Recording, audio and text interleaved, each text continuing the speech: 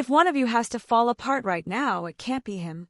My dad's voice came through the speaker of my phone, sharp, loud, and completely void of any hesitation. He didn't even pause to think about what he was saying, or how it would sound to his only daughter. "So you'd rather risk me?" I asked, gripping the kitchen counter. My voice was shaking, but I forced the words out because I needed to hear him say it. I needed to know exactly where I stood. "You're stronger," he shot back, as if that justified everything. As if my strength was a free pass for them to abandon me. Then the line went dead and I stood alone in my small apartment in Charleston, South Carolina, pressing one hand hard against my stomach. A sharp, stabbing pain twisted inside me, the exact same pain that had forced me into the doctor's office just 2 hours earlier. I am 34 years old, and up until this week, I thought I was perfectly healthy. But the diagnosis was clear and terrifying.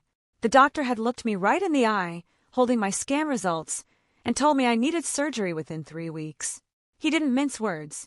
He said if I delayed it, I would face severe complications that could permanently ruin my health or even threaten my life.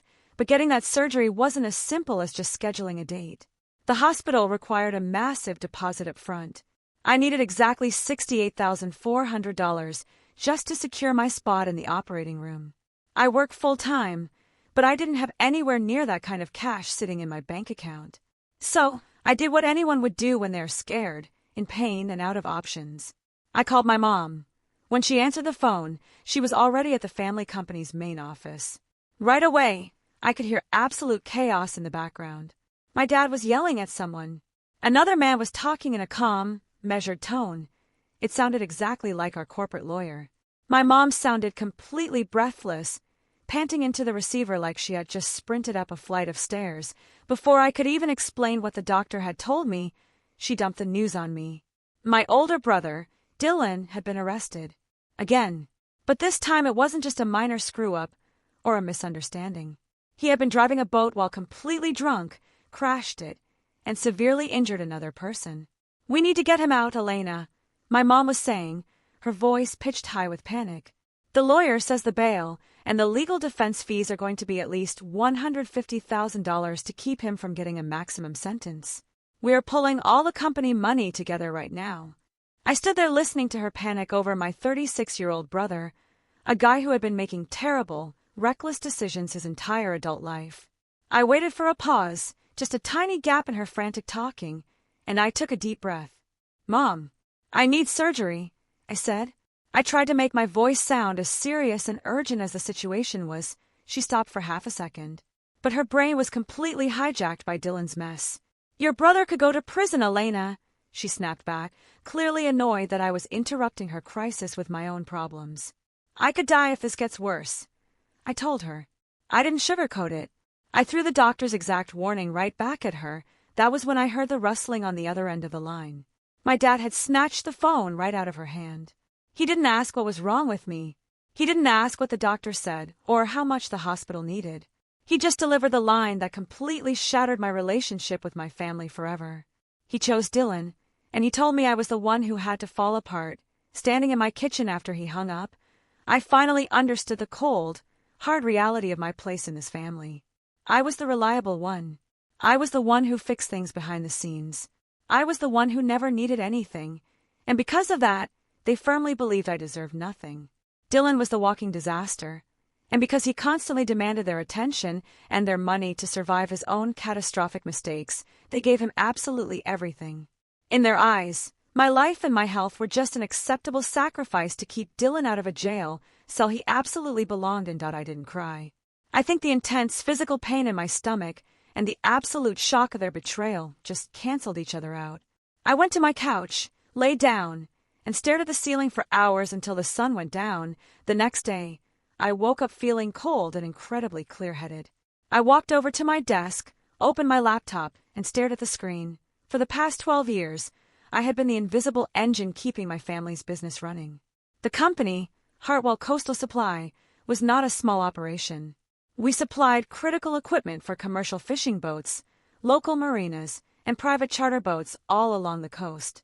The business brought in about $4 million in revenue every single year. My dad liked to walk around the warehouse acting like the boss, shaking hands with boat captains, and taking big clients out to expensive lunches. My mom handled the basic daily bookkeeping and payroll.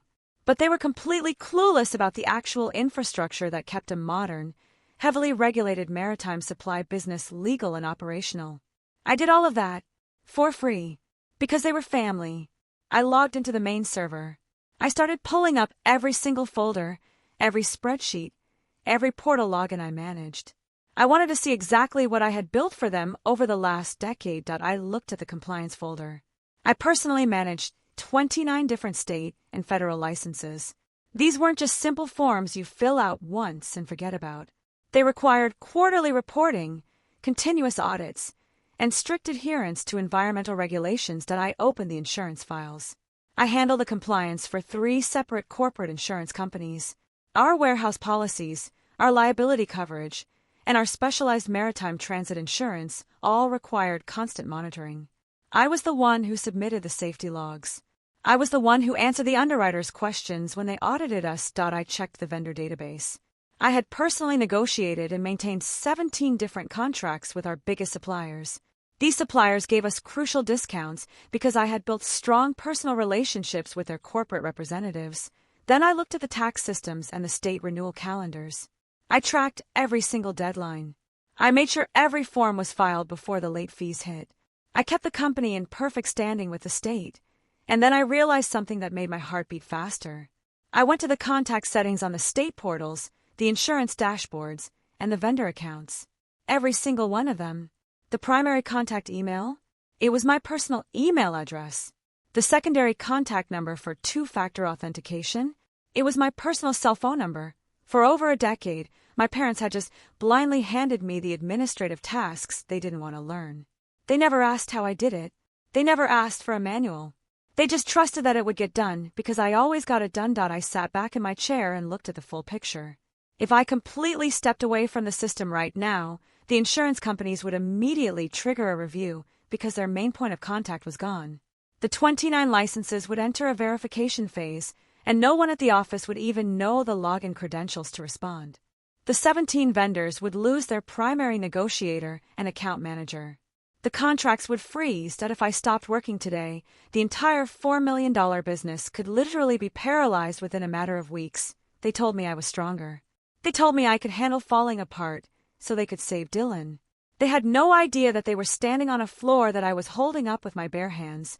Later that afternoon, I drove over to see my best friend, Riley Torres.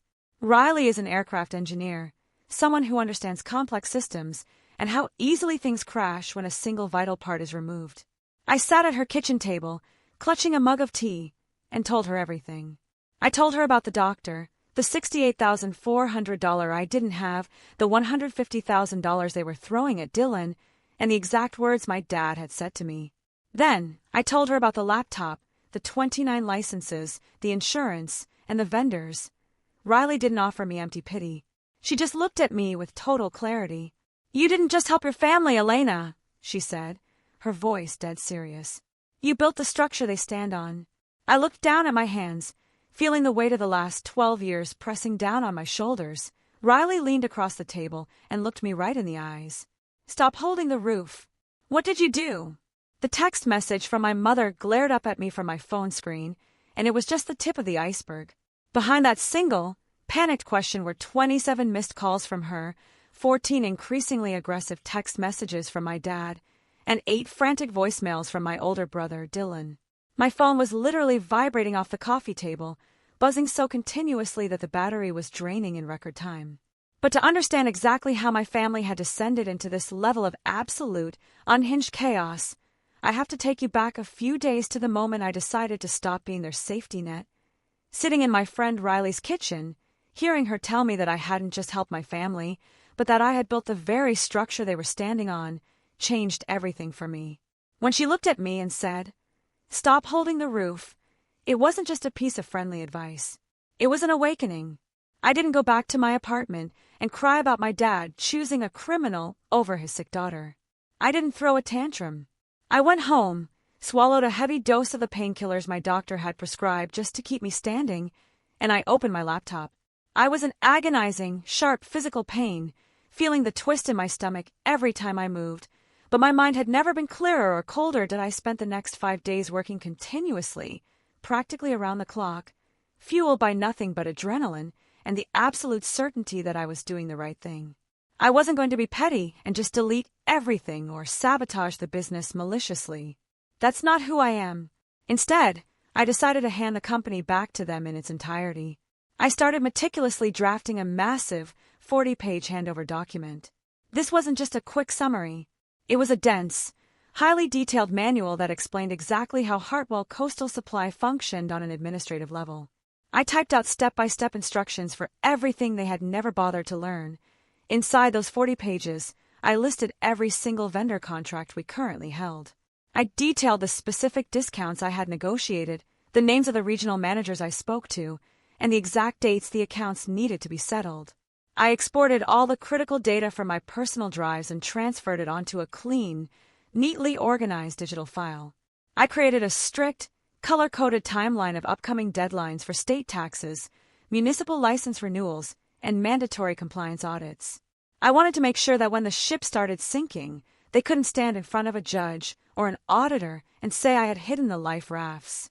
I was walking away, but I was leaving the map right there on the table for them. Once that 40-page document was finished and securely attached to an email draft, I moved on to the most crucial phase of my exit plan. I drafted an official notice to my parents. I didn't fill it with emotional pleas about my surgery or angry accusations about Dylan's bail money. I kept it completely sterile and professional, as if I were resigning from a faceless, corporate entity instead of my own family's legacy. The subject line was clear, legally precise and undeniable. Formal withdrawal of compliance responsibilities. In the body of that fateful email, I formally declared that I was stepping down from all administrative duties immediately.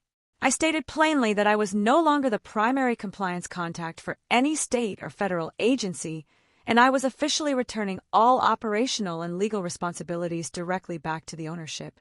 Then I hit send. Hitting that button was the most terrifying and profoundly liberating moment of my entire life. But the email was only the first step.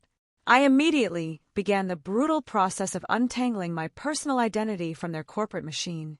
I systematically logged into every portal and deleted my personal email address and my cell phone number from their systems. I completely removed my name from all the commercial insurance policies.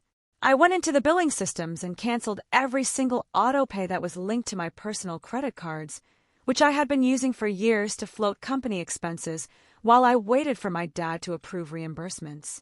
Finally, I went into the main server settings, transferred the ultimate admin rights to my dad's email, and revoked all my own access. I locked myself out of the company, completely. Then, I closed my laptop, lay down on my couch to manage the pain in my stomach, and waited for the dominoes to fall. When you remove the central foundational pillar of a $4 million maritime supply business, the collapse is spectacularly fast.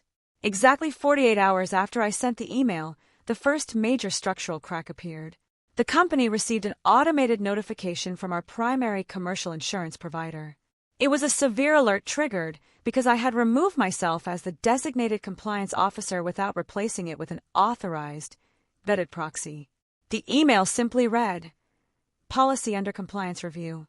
In our industry, having your insurance placed under review means you are functionally dead in the water. You cannot legally load a truck, ship a container, or even operate a forklift in your own warehouse without active liability coverage." My parents, of course, had no idea this had happened because they never checked the compliance inbox. 72 hours later, the situation escalated from a quiet administrative glitch into a massive, undeniable financial disaster. We were right in the middle of supplying a massive order for a commercial fishing fleet. It was a critical equipment contract worth exactly $800,000, representing a huge chunk of our quarterly revenue. The primary vendor supplying the heavy maritime gear suddenly halted the shipment. They paused the entire $800,000 contract because the person who usually authorized the milestone payments and verified the safety compliance, me, was suddenly missing from the account. The fleet captain started calling my dad directly, furious that their equipment was delayed, and my dad had absolutely no idea why the shipment had been frozen. By the fourth day, the real, suffocating panic set in. The corporate bank, Noticing the sudden cancellation of multiple autopay accounts and the bounce of several automated state compliance fees flagged the business accounts for suspicious activity. They placed a temporary freeze on the outgoing funds and sent an urgent notice demanding immediate owner verification. My dad couldn't just call his buddy at the local branch and yell his way out of it. The bank required specific tax identification numbers, the latest audited profit and loss statements, and digital authentication codes that only I knew how to generate. That was the exact moment the absolute reality of what I had done finally crashed down on my family. They realized that the company was bleeding out on the floor, and the only person who knew how to apply the tourniquet wasn't picking up the phone. Within a single 24-hour period, my phone became a chaotic war zone. There were 27 calls from my mom. There were 14 furious, demanding texts from my dad. And then there were the 8 pathetic voicemails from Dylan, practically begging me to fix the bank issue because his expensive defense lawyer needed the next retainer payment and the company accounts were locked. I sat on my couch, feeling the sharp, constant pain in my abdomen reminding me of my own ticking clock, and I watched the notifications pile up on my screen. I didn't answer a single one of them. I had spent 12 years answering every call, fixing every mistake, and smoothing over every self-inflicted crisis they created. They had easily thrown $150,000 at a lawyer to keep my drunk brother out of prison, but they couldn't even manage the basic paperwork to keep their own livelihood afloat. As I stared at that final, desperate text message from my mother asking what I had done, I realized she wasn't actually asking for an explanation. She was just absolutely terrified because, for the first time in 12 years, the roof was crashing down directly on her head. "Your father can't handle this paperwork." That was the very first thing my mother, Margaret, said to me when I opened my apartment door. She didn't say hello. She didn't ask how I was feeling, even though I was literally standing there clutching my stomach, wearing baggy sweatpants because anything tighter felt like a knife pressing into my abdomen. She just stood in my doorway, her expensive designer blouse wrinkled, her mascara slightly smudged from crying, and launched that sentence at me like a weapon. I looked at her, feeling a strange, freezing calm wash over my entire body.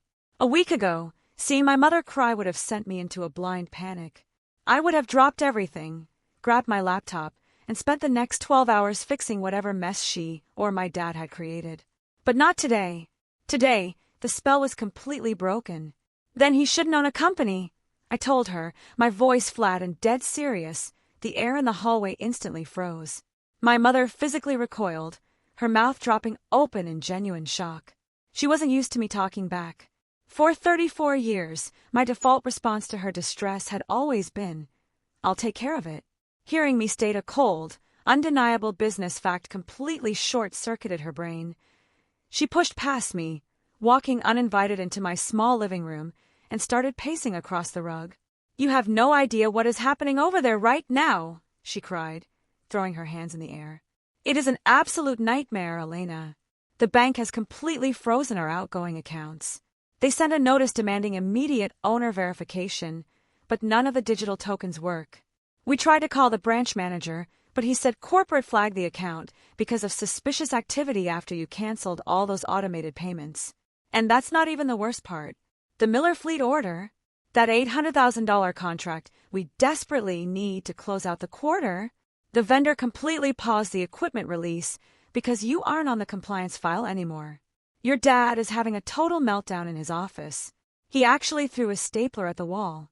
I slowly walked over to my kitchen island and leaned against it, trying to take the pressure off my core. "I left a 40-page manual on his desk," I explained calmly.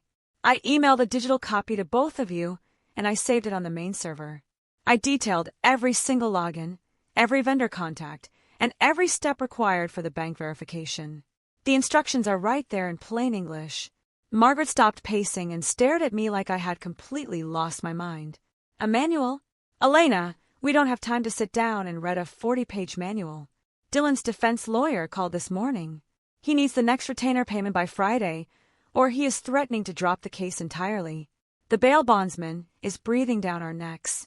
We need those corporate accounts unlocked today. Right now. I just need you to log in, clear the security flags with the bank, and call the vendor to authorize the Miller shipment. It will take you 10 minutes. She wasn't listening. She hadn't absorbed a single word of my resignation email. In her mind, This was just a childish tantrum I was throwing, and if she yelled loud enough or cried hard enough, I would eventually cave and get back to work. I can't do that, I said, keeping my tone perfectly even. I revoked my own admin access. I deleted my name from the commercial insurance policies and the banking authorizations. I legally do not work for Hartwell Coastal Supply anymore. If I call the bank now, they won't even talk to me because I am not an authorized representative. My mother let out a frustrated, desperate sound, something between a sob and a scream. How can you do this to us? To your own family?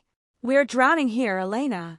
Your brother is facing serious prison time, and you are playing these petty games with the business that puts food on our table. I felt a sharp, white-hot spike of anger cut right through the physical pain in my stomach. I pushed myself off the counter and took a step toward her.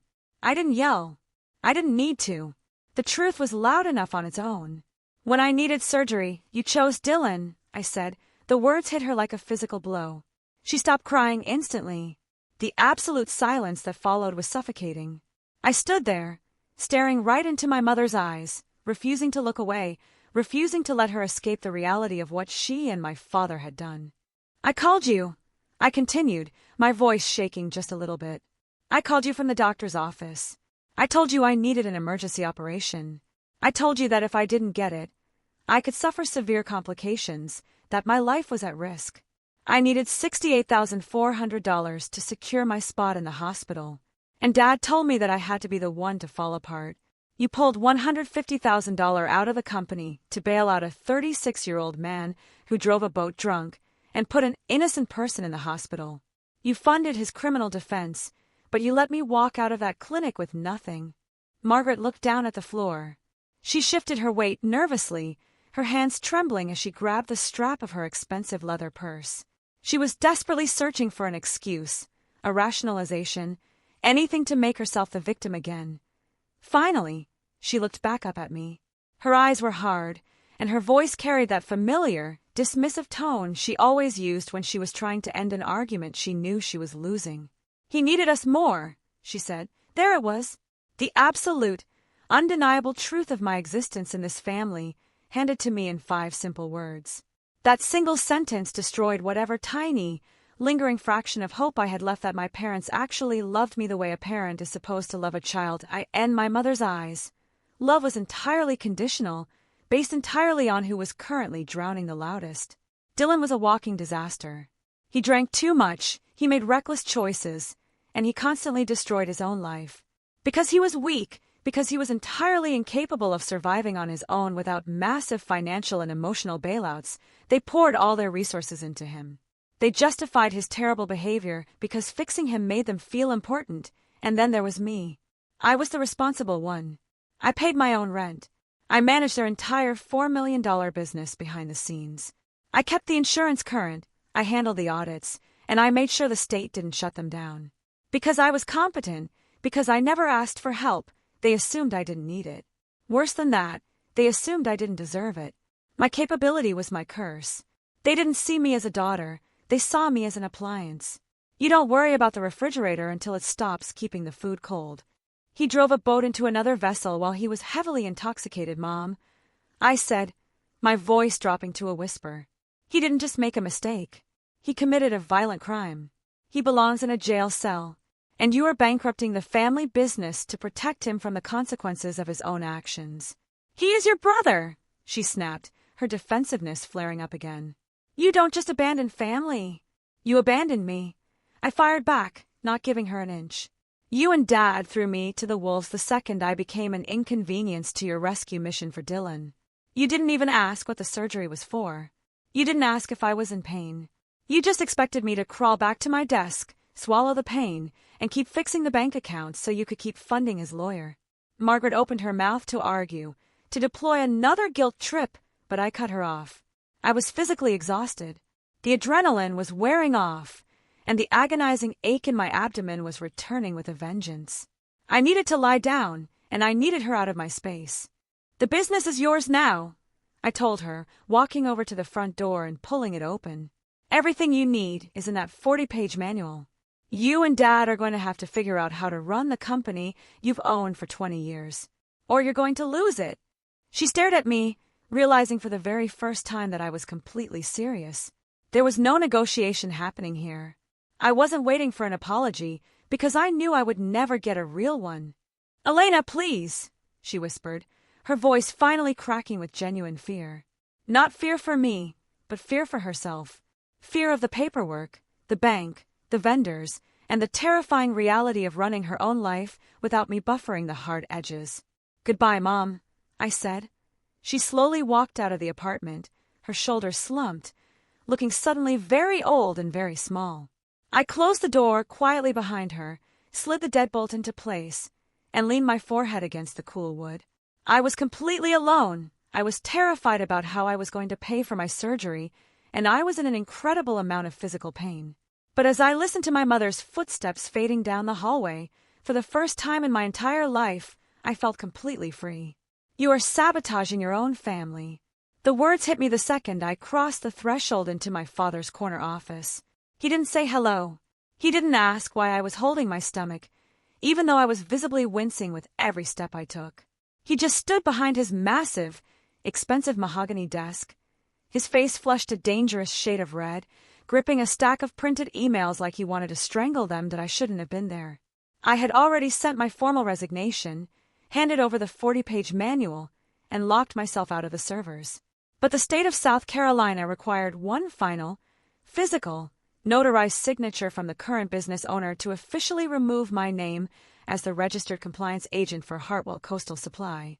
If I didn't get him to sign this specific piece of paper, my name would technically remain tied to their sinking ship. So, I had dragged myself out of bed, popped another heavy painkiller, and drove to the warehouse. The main office was in a state of absolute, undeniable chaos. Binders were thrown open across the conference table. The phone on my mother's desk was ringing incessantly, a blinking red light indicating a full voicemail box that no one knew how to check. And then, sitting on the expensive leather sofa my dad usually reserved for his top-tier clients, was my older brother, Dylan. Dylan was out on bail, thanks to the massive $150,000 our parents had bled from the company accounts to keep him out of a jail cell.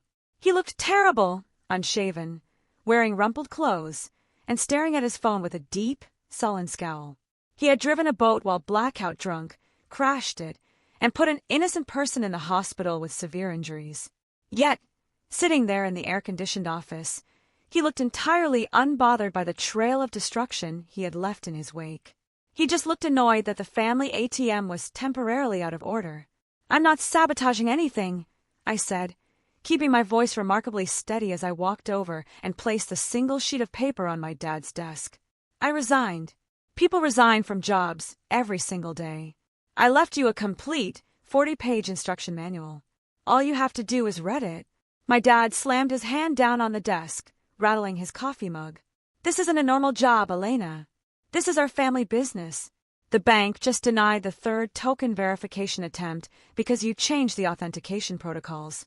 The vendor for the Miller fleet is threatening to cancel the entire $800,000 order by 5 o'clock today if they don't get a compliance sign-off. We are bleeding money, and you're standing there acting like this is some kind of corporate game." "It's not a game," I replied, crossing my arms over my chest to support my aching abdomen. "It's the reality of running a $4 million maritime supply company. You need proper compliance, active insurance, and verified banking.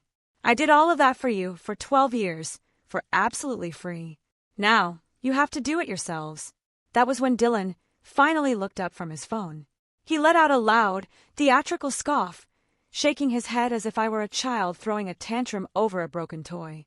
He leaned back on the sofa, crossing his legs, and looked at me with a smirk that made my blood boil. "You're jealous," Dylan said. I stopped. The entire room seemed to hold its breath. I slowly turned my head to look at my 36-year-old brother.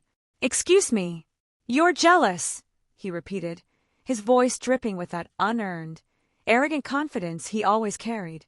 "You've always been jealous. Mom and Dad are helping me out of a tight spot, and you're throwing a massive fit because the attention isn't on you for 5 seconds. You're purposely blowing up the company accounts just to punish them for helping me." The sheer, absolute delusion of a statement was almost physically staggering. I stood there, staring at a man who was facing serious felony charges, a man who had nearly killed someone because he couldn't put a bottle down, and he genuinely believed I was jealous of him. He believed that my life-threatening medical crisis and my desperate need for a $68,400 surgery deposit were just a pathetic cry for attention that I didn't yell. I didn't scream. The anger inside me condensed into something incredibly cold and sharp. I walked away from my dad's desk and stepped right up to the edge of the leather sofa, looking down at Dylan until his smirk finally started to falter. "Jealous?" I asked, my voice dropping to a harsh whisper. "You think I am jealous of a 36-year-old drunk who has to have his mommy and daddy empty their retirement funds to keep him out of federal prison? You destroyed a boat. You put a stranger in the hospital. You are entirely incapable of surviving the consequences of your own pathetic actions. I am not jealous of you, Dylan. I am disgusted by you." Dylan's face flushed, and he opened his mouth to shout back, but I immediately spun around to face my father. My dad was standing frozen behind his desk, clearly shocked that I had just spoken to his golden child that way. "And you," I said, pointing directly at my father. "You want to talk about sabotage? You want to talk about destroying the family? Let's talk about the foundation of his company. You build a business that only works if I sacrifice my life." My dad blinked, the anger on his face briefly replaced by confusion. "You don't own a successful business," I continued, my voice gaining volume and filling the room. "You own a chaotic, mismanaged liability that only survived because I spent 12 years holding it together with my bare hands. I managed 29 different state and federal licenses. I handled the compliance for 3 separate corporate insurance companies.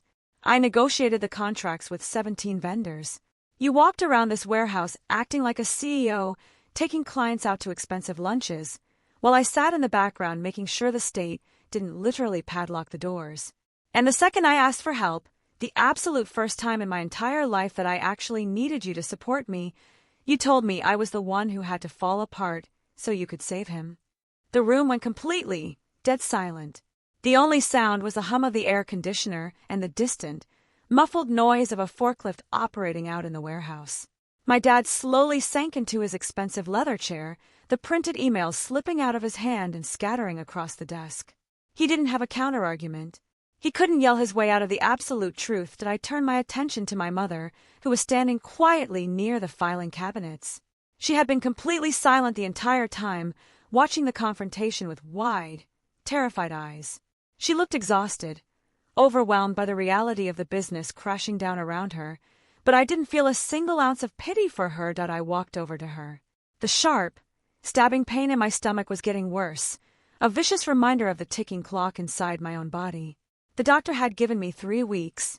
The clock was running out, and I still didn't have the $68,400 I needed to secure my spot in the operating room. I looked at my mother, the woman who was supposed to protect me, the woman who had birthed me, and I let her see the absolute devastation in my eyes. "You didn't ask if I was okay once," I said to my mother physically flinched.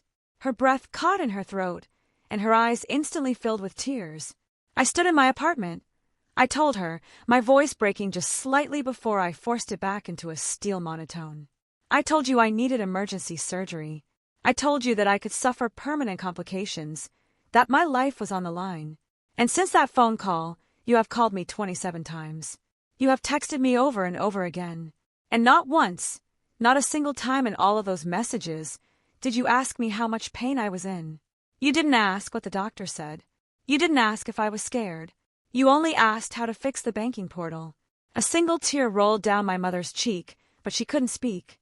She just stared at me, the suffocating guilt finally catching up to her. She had nothing to say because she knew I was completely right. She hadn't cared about my survival. She had only cared about my utility. I turned away from her, walked back to my dad's desk, and tapped my finger directly on the signature line of the state transfer document. "Sign it," I demanded, and why Dad didn't argue. He didn't yell about the bank or the vendors anymore. The fight had completely drained out of him. He picked up a pen with a shaking hand and quickly scribbled his signature across the bottom of the page. He stamped it with the official company seal. That I took the paper, folded it neatly, and slid it into my bag. I didn't say goodbye. I didn't look back at Dylan on the couch or my mother crying by the filing cabinets.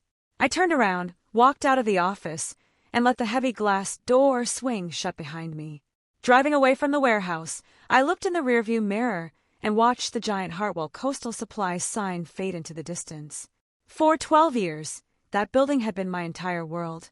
I had been the invisible safety net, stretched so tight that I was finally snapping under the pressure. But as the physical pain in my abdomen flared again, forcing me to grip the steering wheel tighter, my mind shifted entirely to my own survival. I had officially cut all ties. I had walked away from the family fortune, and I was entirely on my own. I didn't have a plan, but I had the absolute certainty that I would rather fight for my life alone than die quietly while holding up the roof for people who wouldn't even notice I was being crushed. I picked up my phone and dialed the only person who had actually listened to me. I called Riley. I needed a miracle, and I needed it fast. When I pulled out of the warehouse parking lot for the last time, my hands were shaking so violently that I had to pull over onto the shoulder of the road just 2 blocks away. I killed the engine, gripped the steering wheel, and tried to regulate my breathing.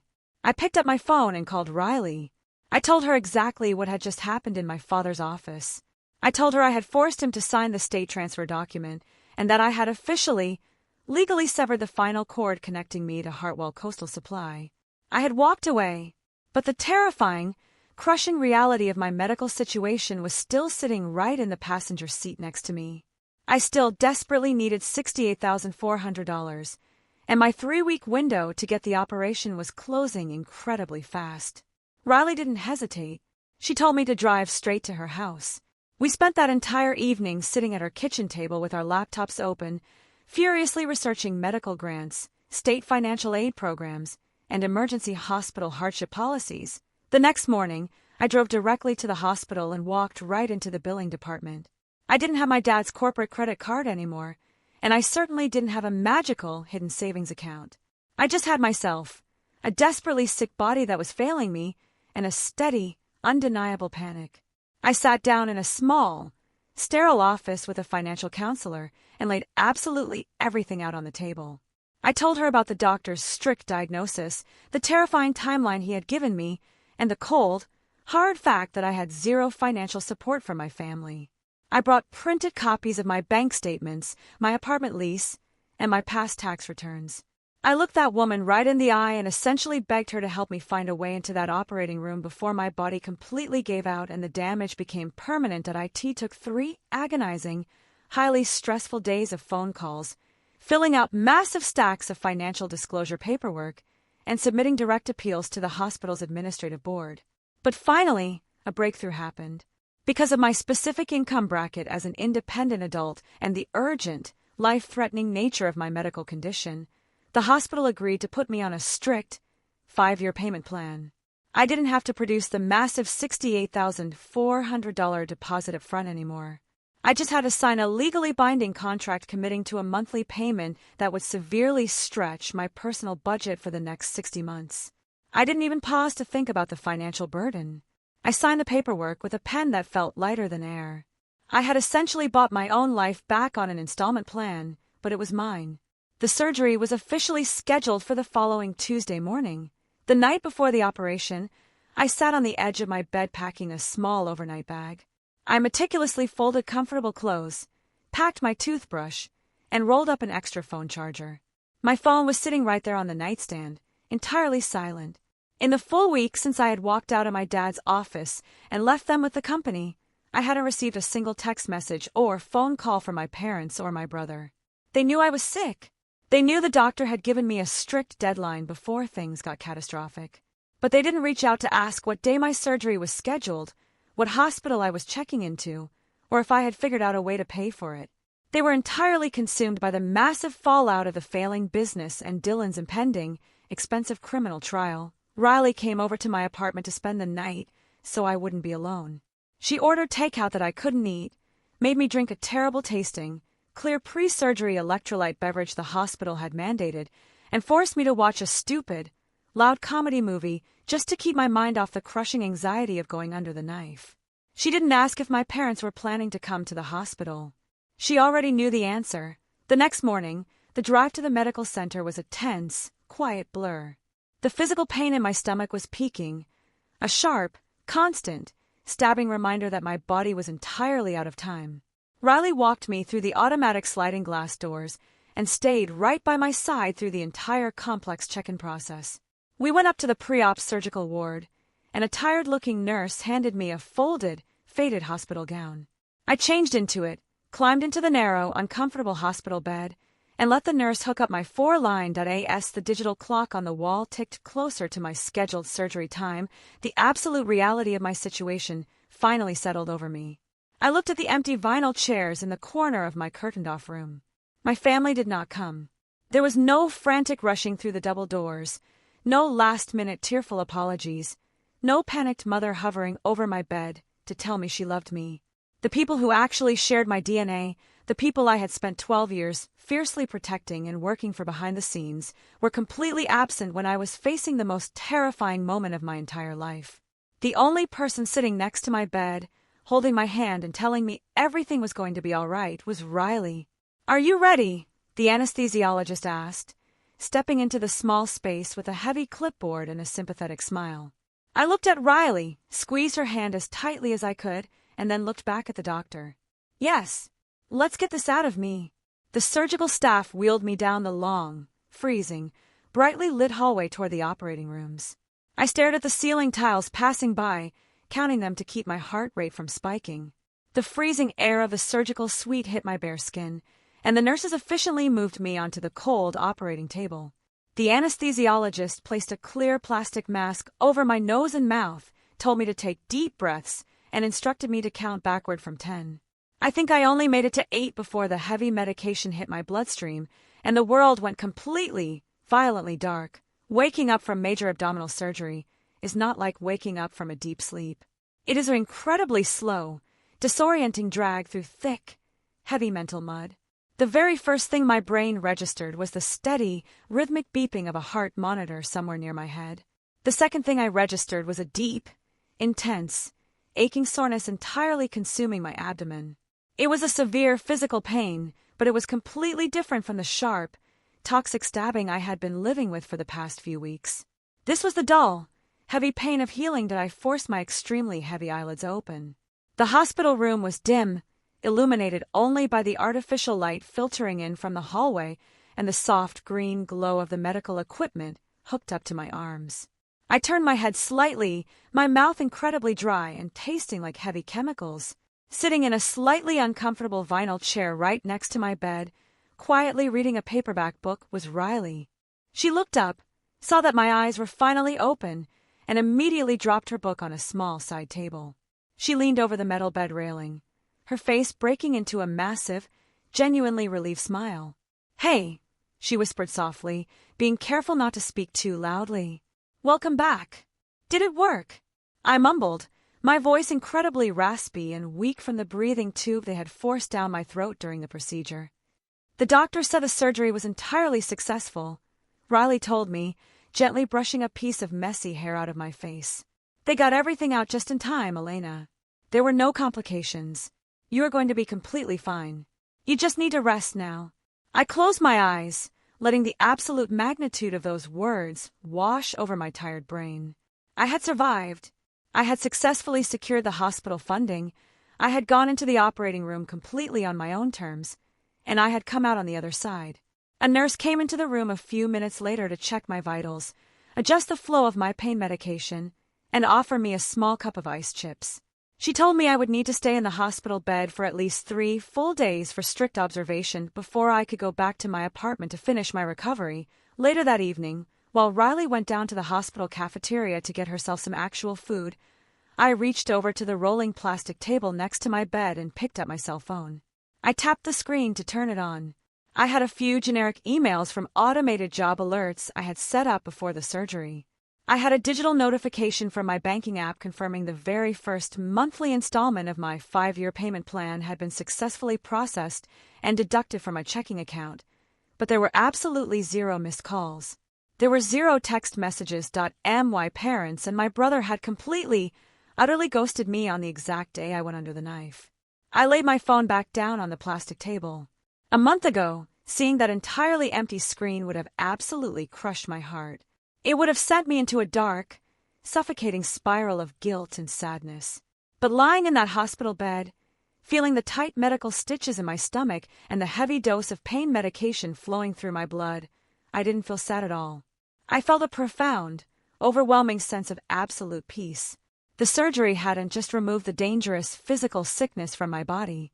It had permanently cut the final, toxic tie to my family. I was alive, I was finally free, and for the first time in 34 years, I was completely ready to build a life just for myself. The first 2 months after my surgery were the quietest, most peaceful weeks of my entire adult life. My physical recovery was incredibly slow and painful, requiring me to spend most of my days resting on my couch with a heating pad, but the absolute silence from my phone was a completely different kind of healing. The toxic, suffocating weight of my family's constant demands was gone. I was slowly paying off my massive hospital debt through my strict 5-year payment plan, carefully managing my tight budget, and learning how to exist without constantly waiting for the next catastrophe to drop on my shoulders. But while my life was finally stabilizing, the company I had left behind was experiencing a spectacular, entirely predictable freefall. Charleston's commercial maritime industry is a surprisingly small, tightly knit community. You can't keep a massive corporate implosion a secret for long, especially when you supply the equipment for half the docks in the county. I didn't have to call my parents or check the company's servers to know that Hartwell Coastal Supply was collapsing. The news came to me through the local grapevine. Riley's engineering firm worked with several of the same shipping fleets we used to supply, and she would occasionally come over to my apartment after work, sit on my living room floor, and give me the brutal, unfiltered updates on the disaster unfolding at my father's warehouse. It started exactly the way I knew it would. The 40-page, highly detailed instruction manual I had left on my dad's desk was practically useless to them. I had written out every single step, every login credential, and every compliance protocol in plain English, but a manual only works if the people reading it actually want to learn the system. My parents didn't want to learn. They just wanted someone else to press the buttons and make the problems disappear. When my dad realized he couldn't just yell at customer service representatives over the phone to unfreeze his bank accounts or bypass federal insurance regulations, the entire operational structure simply snapped. Within just 2 months of my departure, the company officially lost 3 major, highly lucrative contracts. The first to go, predictably, was the massive Miller Fleet contract. That was the $800,000 deal that had been pending the exact week I resigned. My dad had tried to bluff his way through the vendor negotiations, promising the fleet captains that the heavy maritime equipment was on the way. But the specialized vendor categorically refused to release the shipping containers because my dad couldn't produce the verified insurance compliance certificates that I used to generate for them every single quarter. By the time my dad figured out how to even log into the state insurance portal, the Miller Fleet had already canceled the order and signed with a rival supplier in Florida. Losing the Miller contract triggered a massive panic, but the next 2 losses were what truly crippled the business. Without me actively managing the daily renewal calendars, 2 of our primary state operating licenses quietly expired. In the maritime supply business, operating with expired state licenses is a massive liability. The local port authority ran a standard random audit, flagged Hartwell Coastal Supply, and instantly issued a stop work order. We couldn't legally load a single delivery truck because they couldn't fulfill their standard weekly deliveries. 2 more of our oldest, most loyal charter boat clients completely terminated their accounts and walked away. The financial bleeding was catastrophic. My parents were completely cornered. They couldn't rely on Dylan, who was entirely consumed by his own impending criminal trial and completely useless in a corporate environment anyway. They couldn't emotionally manipulate me into coming back to save them because I had legally severed all ties and blocked their numbers. For the first time in the 20-year history of their business, my parents had to face the cold, unforgiving reality of the open market. They had to actually pay for the labor they had been extracting from me for free. To stop the company from going completely bankrupt, my father was forced to immediately hire 3 separate, highly specialized professionals. First, he had to hire a certified corporate accountant. The bank accounts were still heavily restricted, the payroll system was a complete mess, and the state tax deadlines were piling up with massive late penalties. The accountant had to spend weeks just untangling the financial web, auditing the past 3 months of missing records, and reestablishing trust with the commercial bank branch. Second, because my dad had absolutely no idea how to navigate the 29 different state and federal licenses I used to manage, he had to bring in an independent maritime compliance consultant. This wasn't a standard, minimum wage administrative assistant. This was a high-level, specialized contractor who charged an exorbitant hourly rate just to sit in my old chair, review the lapsed insurance policies, and negotiate with the state auditors to lift the stop work order so the warehouse could legally function again. Finally, they had to hire a ruthless corporate lawyer. The sudden cancellation of the 3 major contracts had triggered multiple breach of contract threats from our remaining vendors. Suppliers were terrified that Hartwell Coastal Supply was going under, so they started demanding upfront cash payments instead of our standard 30-day credit terms. The lawyer had to draft emergency settlements and renegotiate the vendor terms just to keep the supply chain moving. When Riley told me the financial reality of what those 3 new hires cost, I actually had to sit down and process the absolute, bitter irony of the numbers. Between the accountant's massive retainer, the compliance consultant's hourly billing, and the corporate lawyer's emergency fees, my parents spent exactly $180,000 in just 2 months that I sat on my couch, looking at the small, fading surgical scar on my stomach, and let that number sink in. They had enthusiastically pulled $150,000 out of the company to keep my brother out of a jail cell. They had brutally told me that my life wasn't worth the $68,400 deposit I needed to survive a medical emergency. And now, just to replace the invisible work I had been doing for them every single day for 12 years, they were forced to bleed out another $180,000. They had sacrificed their daughter to save their son, and in the process, they had completely destroyed their own empire that a few weeks later, I actually ran into our old warehouse foreman, a kind, older man named Marcus, at a local grocery store. He had just officially retired from Hartwell Coastal Supply because the environment had become too toxic to endure. We stood in the produce aisle, and he gave me the final piece of the puzzle. He told me about a specific afternoon when the reality of the situation finally crushed my father's ego. Marcus said he had walked into the main office to get a signature on a shipping manifest. My dad was sitting behind his massive mahogany desk, completely surrounded by stacks of expensive invoices from the new accountant, the lawyer, and the compliance consultant. He looked exhausted, defeated, and older than he had ever looked in his life. My mother was standing by the window, nervously wringing her hands, asking how they were going to make payroll for the warehouse staff that week. According to Marcus, my dad didn't yell. He didn't throw anything, or blame the vendors like he usually did. He just stared blankly at the staggering $180,000 worth of bills scattered across his desk, slowly shook his head, and finally admitted the absolute truth to my mother. She was doing the work of 3 people, my dad whispered. Hearing that from Marcus didn't bring me joy. It didn't make me want to call them and gloat. It just brought me a profound, quiet validation. For 12 years, they had convinced themselves that I was just a basic administrative assistant, a convenient background character who existed solely to make their lives easier.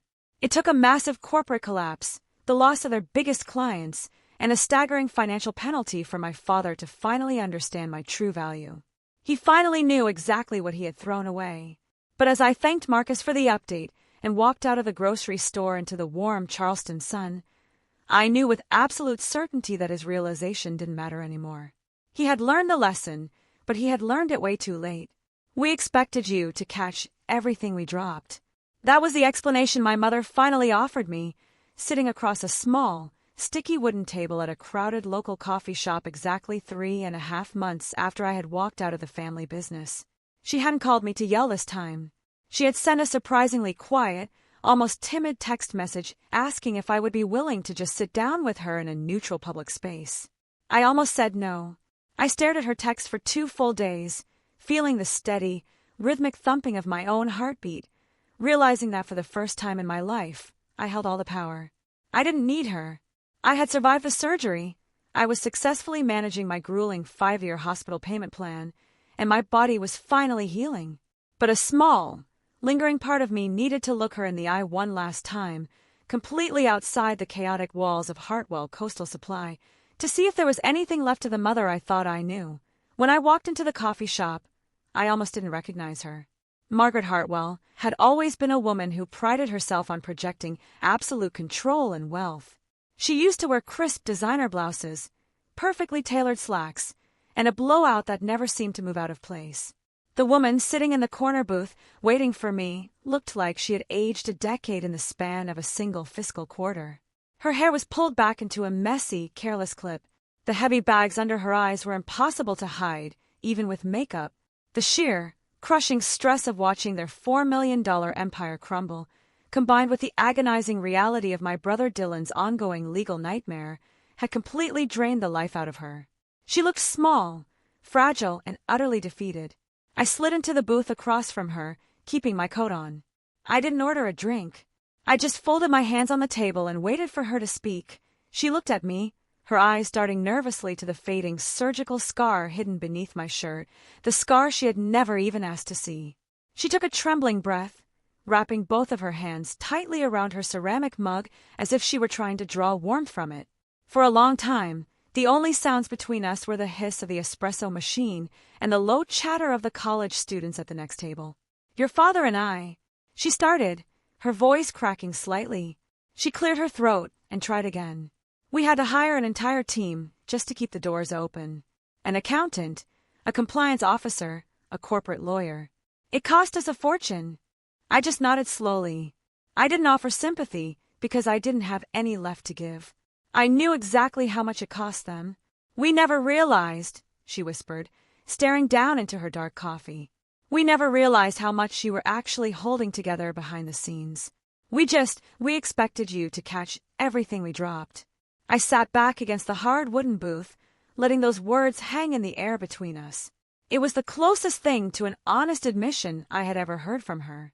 It was a brutal, raw confession of how entirely they had taken advantage of my competence. They hadn't maliciously plotted to destroy my life. They had just comfortably assumed my life was entirely dedicated to serving theirs. They dropped their responsibilities, their paperwork, their financial messes, and even the toxic fallout of Dylan's violent, drunken mistakes, completely expecting me to dive into the dirt and catch them before they hit the ground. "You expected me not to matter," I replied, my voice steady, completely devoid of the desperate anger that used to consume me. My mother flinched as if I had reached across the table and slapped her. Tears immediately welled up in her exhausted eyes, spilling over her lashes and cutting tracks through her makeup. "That's the truth, Mom," I continued, leaning forward slightly so she couldn't look away from me. "You expected my health not to matter. You expected my pain not to matter. You expected my terror, sitting in that doctor's office being told I needed an emergency operation, to just neatly fold itself away so I could keep fixing your bank accounts. You didn't just drop the paperwork. You dropped me." She covered her mouth with a shaking hand, a quiet, broken sob escaping her lips.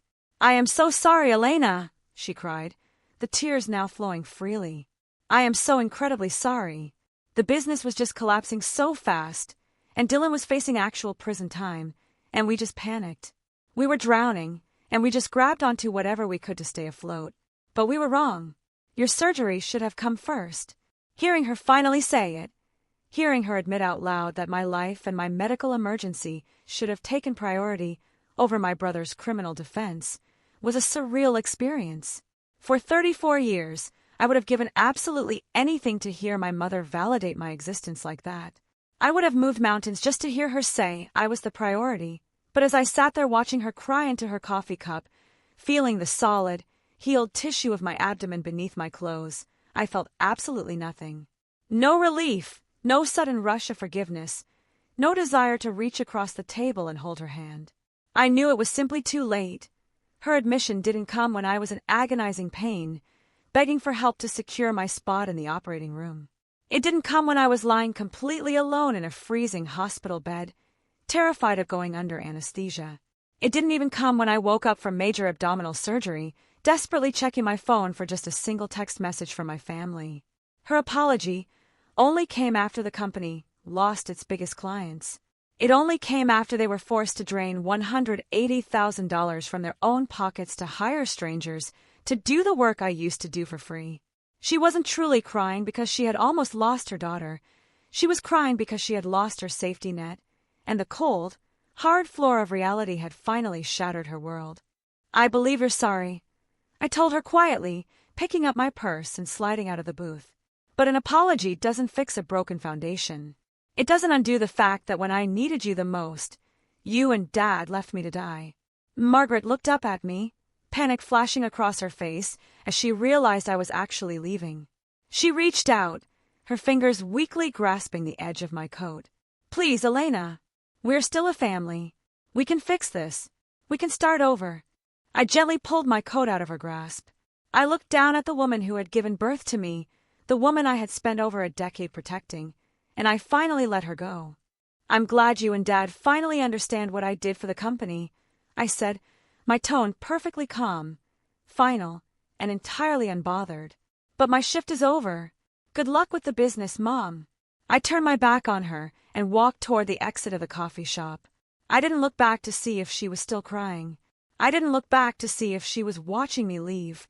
I just pushed open the heavy glass door and stepped out into the bright, warm afternoon sun. The air felt incredibly light, and for the first time in my entire life, my lungs felt completely full. I walked down the street, my steps steady and strong, moving forward into a future that finally, entirely belonged to me. Walking away from my mother that afternoon at the coffee shop was the final period at the end of a very long, very painful sentence.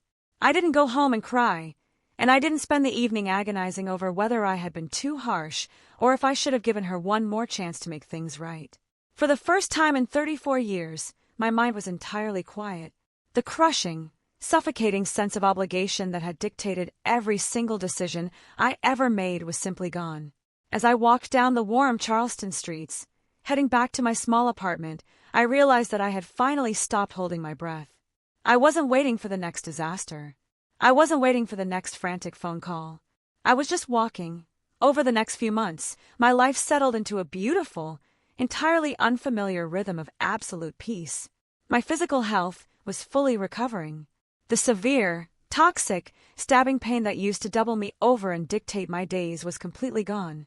In its place was a fading, neat horizontal scar across my lower abdomen. Every time I looked at that scar in the bathroom mirror, I didn't feel traumatized. I felt an overwhelming sense of pride.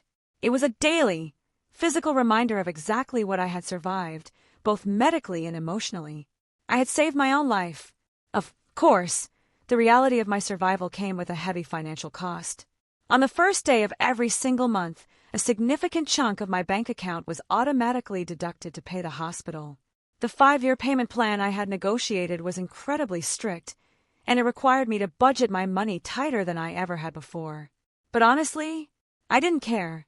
Writing that check every month felt like paying a subscription fee for my own freedom, and it was worth absolutely every single penny. Because I had completely severed my ties with the family business, I had the incredible opportunity to figure out what I actually wanted to do with my time.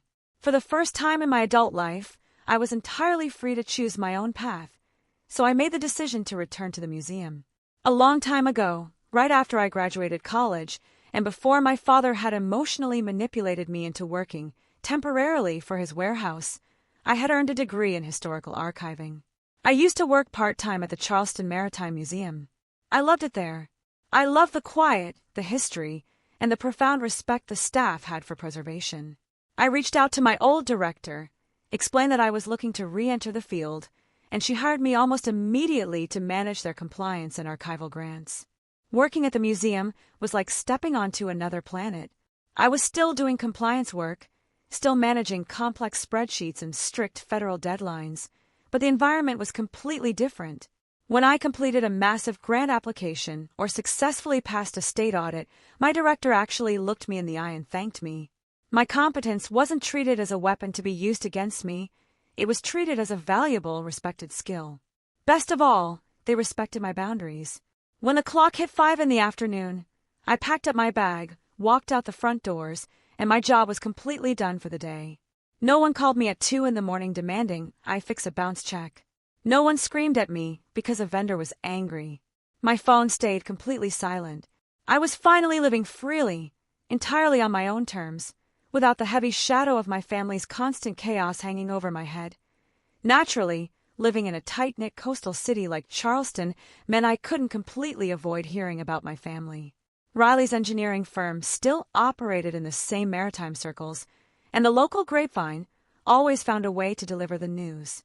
The family business, Hartwell Coastal Supply, didn't completely go bankrupt.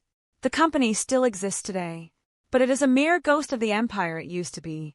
The massive, $4 million revenue stream my father used to brag about at expensive lunches is completely gone. They are significantly smaller now. After losing the Miller Fleet contract and several other major accounts during those first chaotic months, they simply couldn't afford the massive overhead of their original warehouse. They had to downsize, moving their entire operation to a much smaller, cheaper facility on the outskirts of the industrial park. They are also much weaker. They no longer have the leverage to negotiate priority pricing with the big vendors, and they survive mostly on small, unpredictable orders from local charter boats. The massive chunk of money they had to pull out of the company to keep Dylan out of a maximum security prison, combined with the exorbitant fees they now have to pay their new accountant and external compliance consultant, completely drained their operational capital. They are barely scraping by, working twice as hard just to make a fraction of what they used to earn when I was silently running the machine in the background. But the most important detail of all, the detail that brings me the most profound sense of closure, is that the company no longer relies on Elena. They can't. They had to learn the hard, agonizing way how to stand on their own 2 feet because the safety net they had abused for 12 years had finally packed up and left. As for Dylan, his highly expensive lawyer managed to keep him out of a federal penitentiary, but he didn't escape entirely. He got slapped with massive fines, years of strict probation, and a permanent revocation of his maritime licenses.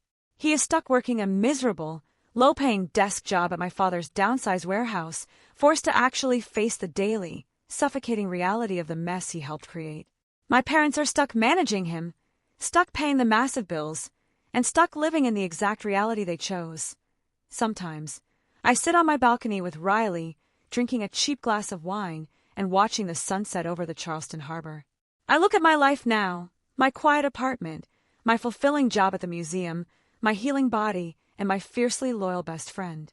I have absolutely everything I could ever want, and none of it came from the people who were supposed to provide it. It took 34 years, a terrifying medical diagnosis, and walking away from a $4 million legacy for me to finally understand the core dysfunction of my family.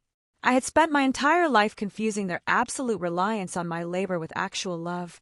I thought that if I just worked hard enough, if I fixed enough of their mistakes, and if I kept the roof from caving in on their heads, they would eventually have to love me.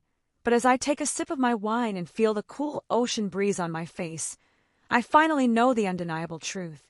Being needed is not the same as being loved. And now that I am no longer needed by them, I am finally free to love myself.